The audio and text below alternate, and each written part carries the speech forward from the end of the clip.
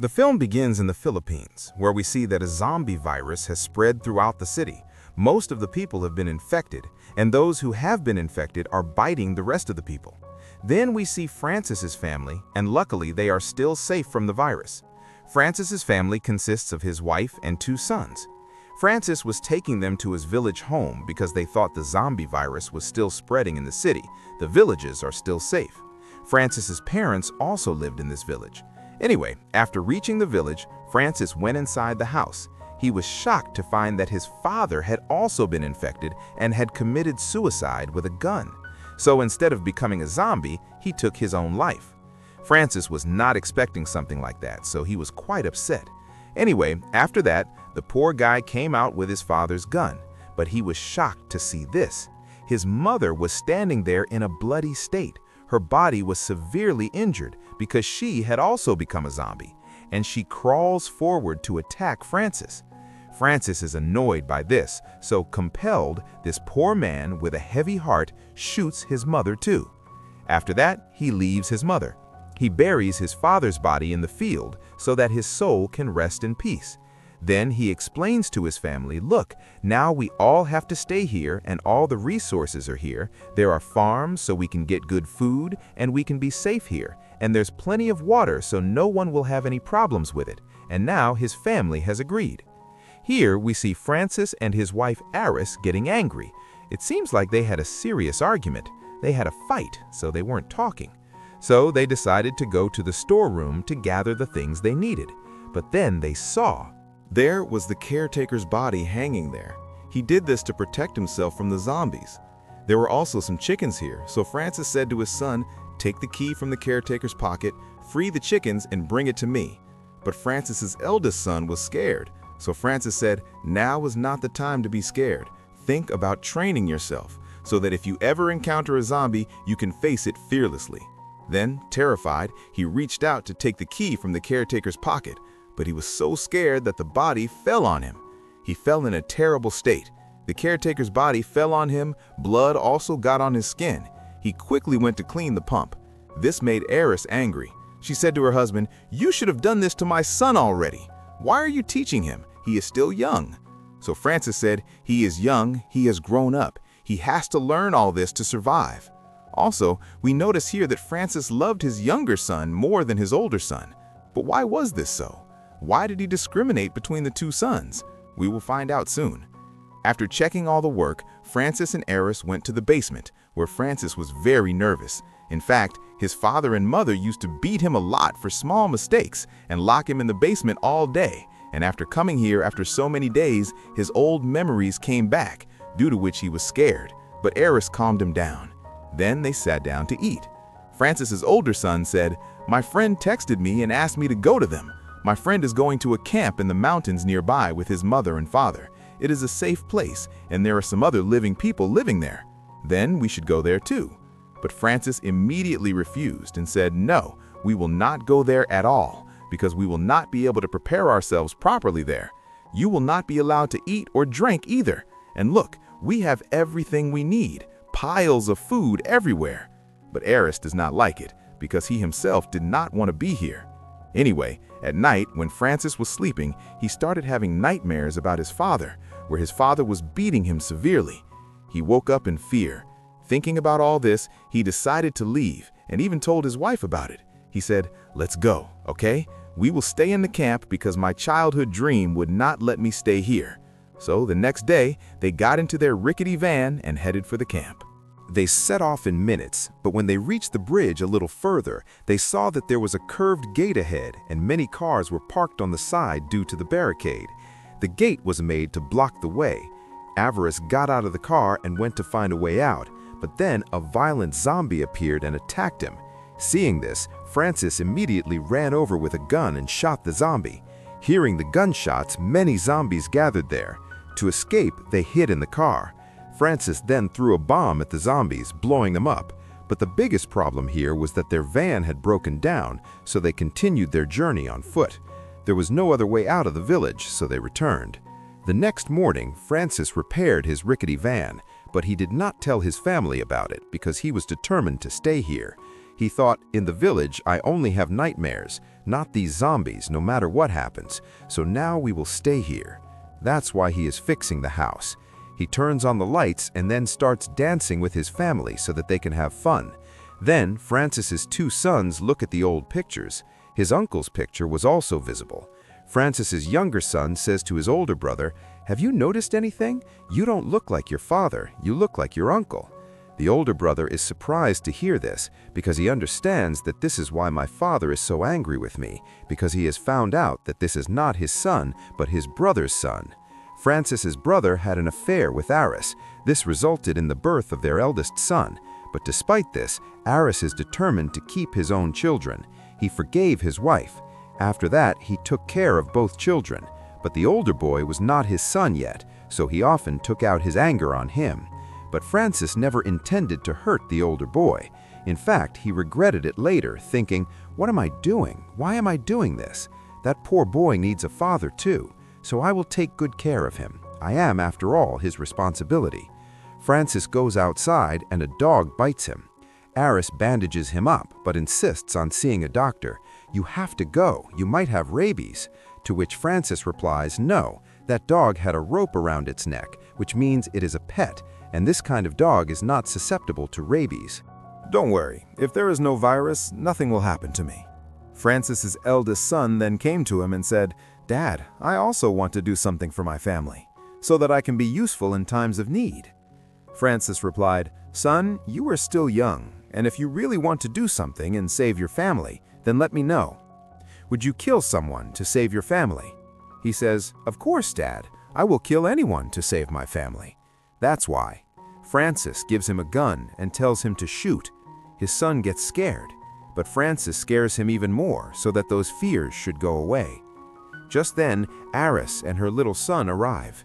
Seeing this, Aris asks her husband, "What are you doing? He's not yet capable of all this. Can't you see how scared he is?" Hearing his mother's voice, shooting starts, and the zombies rush. Hearing the gunshots, they ran inside. So to save their lives, these people ran inside the house.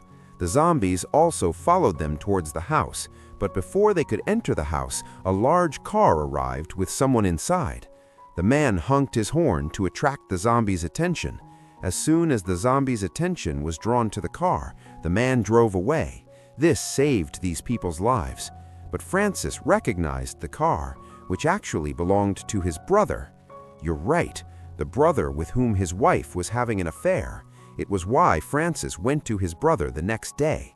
To meet him, he was quite angry. His brother said, "Hey, big brother, calm down a bit. I went to see if Mom and Dad were okay." "What?" Francis replies. "He's dead a long time." Then he tells him, "Get out of here or I'll break your skull." His brother replies, "Hey brother, I didn't come here to live." Then he hands him a map and says, "I heard about a mountain. There's a camp nearby, and here's a map to get there. If you want to, go there. You'll save your life, and I'll go there too." But Francis doesn't want to take his brother's help, so he burns the map. But then he stops. He thinks the map might come in handy in times of danger. Inevitable. That's why he keeps the map.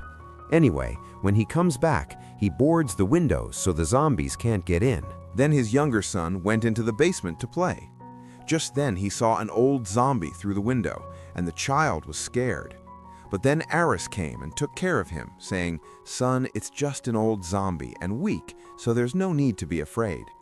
Francis listened to his words, so he went and cut off the old zombie's head. Just as Francis was about to take a bath, his older son arrived. He also saw the map that Francis had. But before he could do anything, Francis scolded him and sent him away. Here, from Francis's words, we understand that his behavior was deteriorating. And when they were having dinner at night, the older son told his mother that his father had a map. So Aris asked Francis, "Is he right?" But he flatly denies it, saying, "No, absolutely not. I don't have anything like that. There must have been some misunderstanding." Then he tells his children this, "Do you know why your mother wants to leave? She wants to go to my brother, with whom she has a child.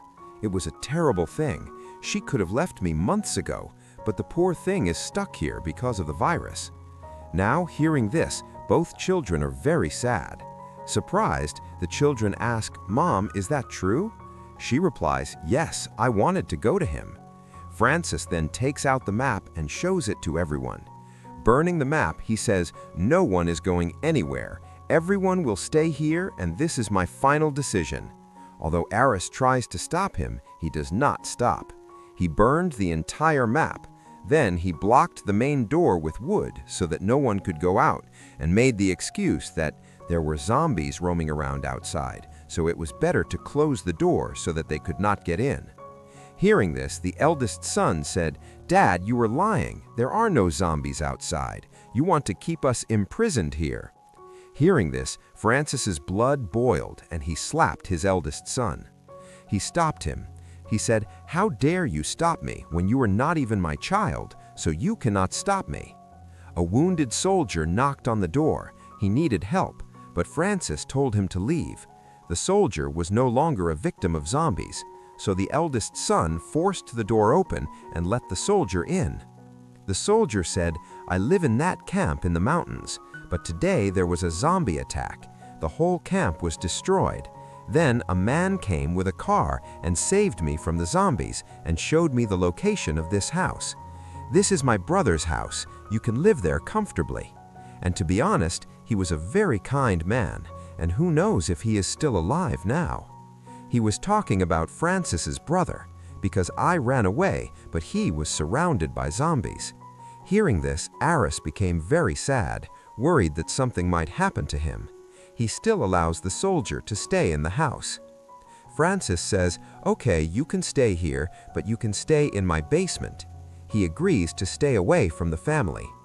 Then, at night, the eldest son went to his mother and cried, "Mom, I know I'm not Francis's son.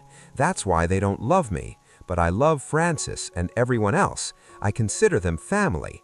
But I think that outside of here, I must have a safe place where we can be comfortable. So Mom, please let me go out so I can find my place. And I want to keep my family safe." But Aris won't agree. He insists over and over again, so poor Aris can't do anything. He agrees, and he runs away from home.